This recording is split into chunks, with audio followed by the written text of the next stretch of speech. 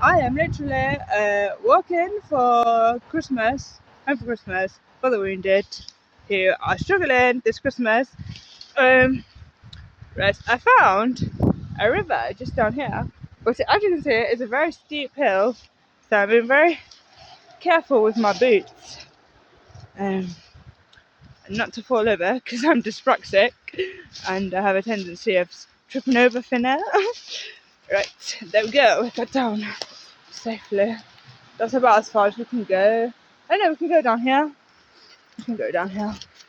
But this is north of oh sugar, what was there? Woods? You literally just looked at the pamphlet before. Right. There we go. We're down. We're down. It's here. Okay. This is the river. That's near where I live in Biddulph. I like looking at scenery and stuff like that. But yeah, this is like a nice, quite peaceful area. But I think there's oh, what do you call it? I don't have to get up here. Oh, there we go. Now, I think there's a campsite not far, right? There we go. We're literally moving through branches. But yeah, I'm rucking at the moment. This is like the survival book that I've got. I've got loads of books on the Royal Marine Commando. Right, that's not gonna work. Okay. Right. This is not going to work. Yes. We have a dilemma. This is not as steep, but our little well, it's not little, it's quite big actually. My triathlon rucksack for when I do triathlons. That's what I'm using to ruck with. But we seem to be blocked by a tree. But we have solved the problem.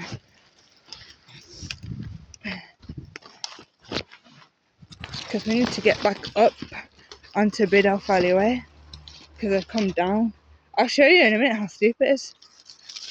I wanted to take a picture by the river there. But there we go. We made it. And we didn't have to use any tools. Because I don't have any in my rucksack. I don't carry my other survival kit. What's down here? Oh, there's another route here. Another path. Ew. What's down here? What do they build here? So, oh. I like exploring. I've got binoculars as well for when I bird watch and stuff. But you can come down here. Oh, this is the bridge. Right. This is the bridge to the river to get across. Right. So you come down. If I go back, I'll show you how steep it was. And I'm dyspraxic, so I've got to be careful. I fall over thin air if I'm not careful. And I don't have like military grade boots or anything. I'm not crazy like that. These boots were from TikTok, quite literally. I only bought them because I like green, the colour green, and I like walking boots, and I needed a new pair, but they were from TikTok. And well, that's how steep the hill is to get back up. That's how steep it is. Which I don't think I'm going to be able to. I might be able to, but I don't think I'm going to be able to do without some walking sticks to get up there. So the only way out now, which is a shame, is this way, I believe. Otherwise, we're literally going to have to try and climb up the mountain. Or, wow, it's a hill, but it looks like a mountain. But yeah, I just want to let you know, you're not on your own with your mental health. I mean, my mental health is kind of a bit all over the place at the moment. It's here, we're on the main road. My mental health is a bit all over the place at the moment because my doctor, I had an assessment done, and I was meant to. This is where we are. Oh, okay, so I can literally cross the road from here where I ran down and go there. Look, I'll show you. That's how steep the hill. That's why I've just come down from that woods. Road liable to accident. That's why I say get a 72-hour pack because it floods a lot around here, and we're due a month of rain. That's why I said get a 72-hour pack in case your home gets flooded and your insurance doesn't cover it, and you need to get out of your house. That's what I do. That's why I have 72-hour packs. I have 3. This is one of them on my back. This is my one for rucking and basically just trying to, like, when I go on walks and stuff. I think I can turn this light off now. This light. Save the battery. Has it gone off? No. It's gone off now. No, that's the emergency. No. Stop flashing! Brush it off. Right. This one I use because I want to do an ultra marathon.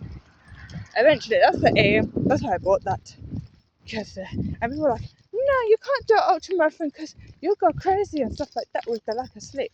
And it's like, please, I've been like sleep deprived for 8 years. I don't think another 2 days of lack of sleep is really going to deter me from doing an ultra. But that was the aim. I used to do triathlons and stuff, and I've been really sad recently because my health ain't been too fantastic. Like, it's not been the strongest. Not to the level I was at before, where I was becoming like 3rd in triathlons and stuff. Not brilliantly, like, amazing results, but you know, I was competing at least to a competitive level, and that was me just taking it casual with the triathlon. Really, I weren't really invested in the training, and my coach was an Ironman coach, was like, you know, Aisha, that used to be my name. She said, Aisha, if you invest and put the effort in, you could wipe loads of time off your triathlon times, off your running, swimming and cycling, and you could be really competitive.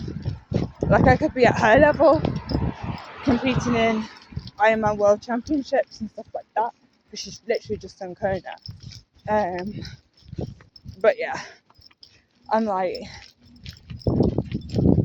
you know, you can be competing to that level.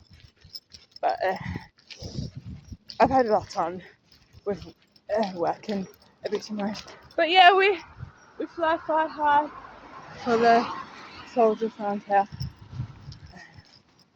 But yeah, there's loads of cool places to go around here. I've got a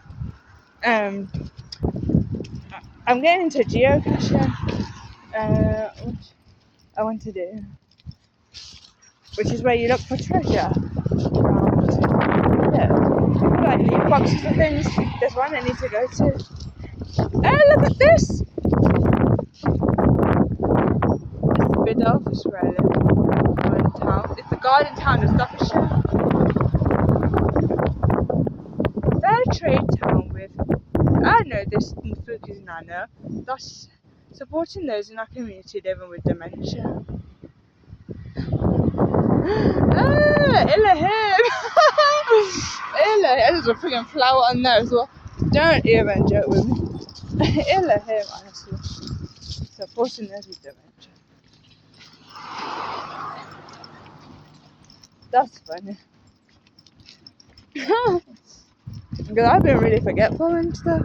Like, more forgetful than I am normally with the ADHD.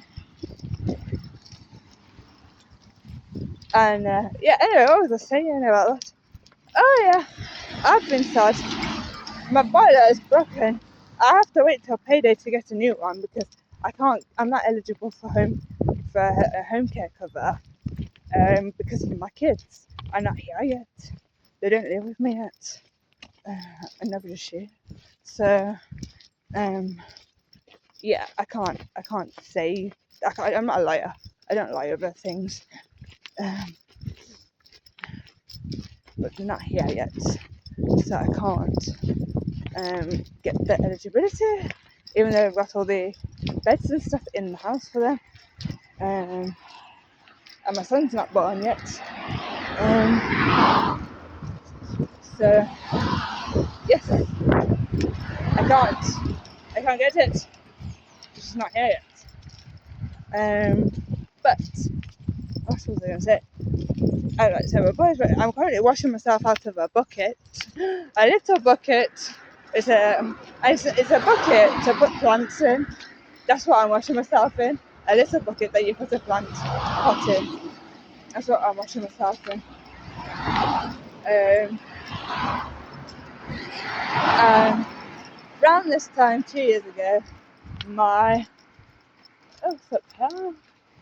Oh, let's go over here. There's a road up here. I think we can go up here. Round the time, 2 years ago, last year. What the hell? My Uncle Peter died. And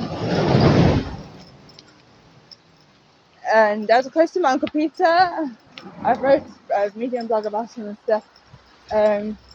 But yeah, that's it. Bailey's Wood. That's the wood I've just come down. That's the river. Bailey's Wood. Bailey's Wood is literally what I've just been down. Right. Yeah. I was close to my Uncle Peter, and he died. He actually had three cardiac arrests, 3 heart attacks, a stroke. I think he had a couple of strokes actually. Respiratory failure. He had a COPD because he was a heavy smoker. He had what else did he have?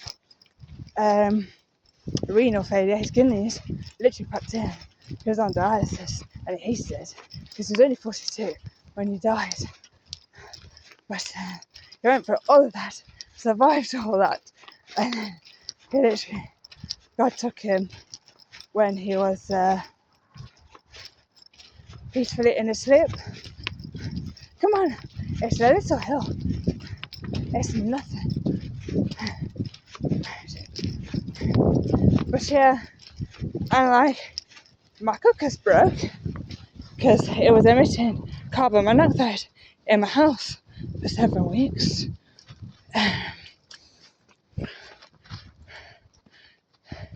And I've got a working cooker, and it was emitting CO in my house for 7 weeks, and I thought someone's been coming into our house, moving stuff and taking stuff from the house, and they're still doing it even though I've changed the lock 3 times. So I didn't know, because I've given my key to next door, a friend and my brother, right? And it's like, which one is the traitor? Which one is?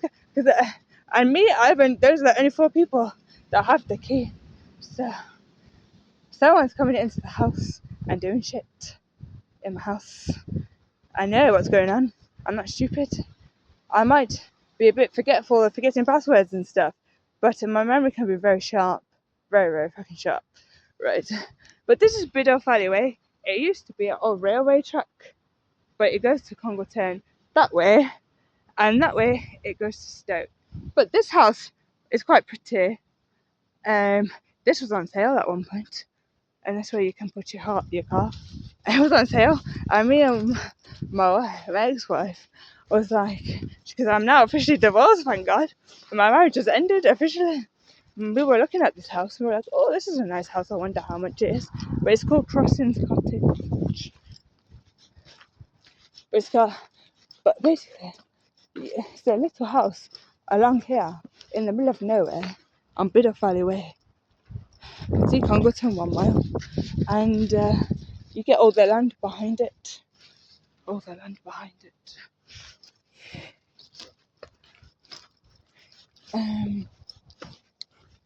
But we were thinking of buying it. We didn't know how much it cost there. I thought it might be too expensive for us, but that's what we wanted. We wanted the house because we were like living in the country, and we wanted chickens and stuff and goats. That's what we wanted. But we wanted that house. But someone else is taking it now. And to be honest, I could have afforded it on my wage. It just means I wouldn't have been able to overpay on the mortgage or have any real savings because of the nature of how the house price was. So for now, I'm living in it's a nice house, the one I'm living in, but I like living off grid. I want to live off grid eventually. That's the aim anyway, was to work in IT for about 10 years, write a couple of books about my journey into IT, and then I was going to use the money that I got in IT, like my bonuses and stuff, and pay off my mortgage really quickly, because before I had to remortgage, I was literally under 60% LTV, so I was halfway to paying it off within 2 years. So yeah, I was going to pay off my mortgage, then I was going to just work for a bit after my student loan got written off by the government because I've hit the age where it would. So I'd work up until I was 40 or 45, and then I was going to retire with the money because my mortgage would have been paid off in 5 years before I hit 40, and then my student loan would have got written off. So I would have been like, where's my money? Where's my money? I'd have been raking it in. And I would have been higher up in the business as well by that point. So I was going to do that. Then I was going to be like, hasta la vista, I'm retiring now, and live off grid, and put my money into stocks and shares ISAs and stuff. Because I started reading about financial independence probably after the last woman put me in debt, and I didn't like it because I was on minimum wage, and it was a lot harder to pay things off then on minimum wage than it was now. Now I can afford to kind of miss the payments and go oh sorry, and get my credit score trashed to nothing for now, because I can build it back up again really easily. But for other things, when I was on minimum wage, it was really tough. And my affinity to the military has always been there, really. My uni friend, who I lived with for 3 years, Sarah, she actually joined the university Royal Navy Cadets, and she was like, oh Aisha, you should join here, it's really good. And she showed me the pictures of the balls and stuff that she did, but I was a bit nervous, not because I didn't want to go, but because at the time I wasn't a strong swimmer, and you have to swim in the pool and get yourself out, and I was scared to do it because I didn't think I would be able to do it, because my swimming was I was a really poor swimmer as a child. Everyone else would always be able to go swim at the deep end, and I'm with the younger kids swimming in the shallow end. It took me till I was about when was it, age 14, where I literally taught myself how to swim, where they allowed me to swim.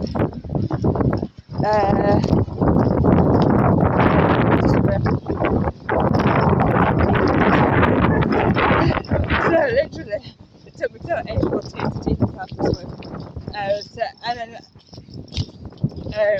even then I wasn't the strongest. So like I was always being watched by the lifeguards and stuff. So yeah,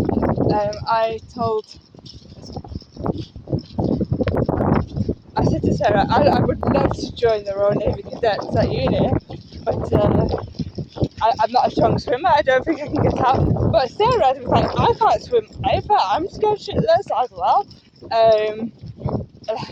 She hadn't hardly ever been swimming since she was a child, like a very young child. And she did it. I think it took her a couple of attempts, but she did it. And she got in to the Royal Navy Cadets. And then, like, she showed me the balls and stuff that she used to go to. I was a bit jealous of her doing it. But yeah, look, Whitmore Local Nature Reserve, which is just up the road, I believe. And you can see all these birds, because I got a little binoculars in my rucksack to birdwatch. But yeah, but I think I might have attended a couple of Royal Navy events. So I was a bit scared to go swimming. And I need to start going back to the pool because my swimming's gotten really good now. I mean, I'm not amazing. I'm not like elite athlete Ironman level, but I can do 1900 meters in under 50 minutes. That was my best peak performance. That was non-stop as well, but that's been a good few months, and my fitness is not up to speed. So it's going to take me a while to get back up there again. But it don't matter because I've got literally, I'm 34 now, I've got 5 years to try and get in as a Royal Marine Commando, because 39 is the limit. So I've got until I'm 40, my 40th birthday, to get into the Royal Marines. So it's fine, I got time, I got 5 years. Right. But it's a nice walk. Right, there's branches here which I need to move because people walk their dogs and stuff around here. But yeah, it's been very windy, as you can see. Look, this is a hazard. Bikes and stuff come down here. I'll move it.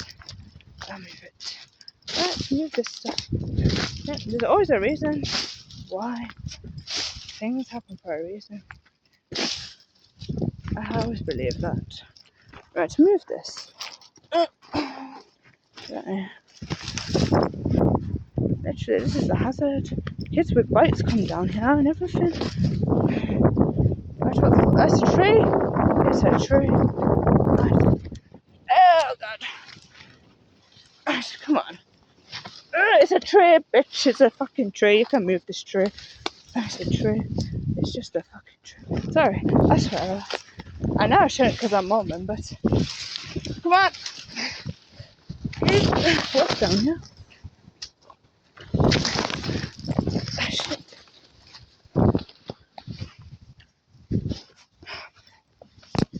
It's a tree.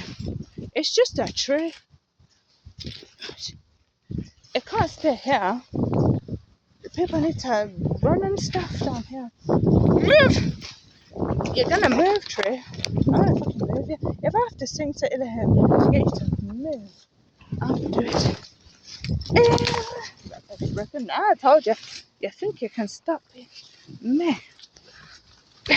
Ilham is my sing. Come on. I sing. Right, we're singing then. Ilham is my savior. Ilham is my king. Literally. Tree, you're not gonna win.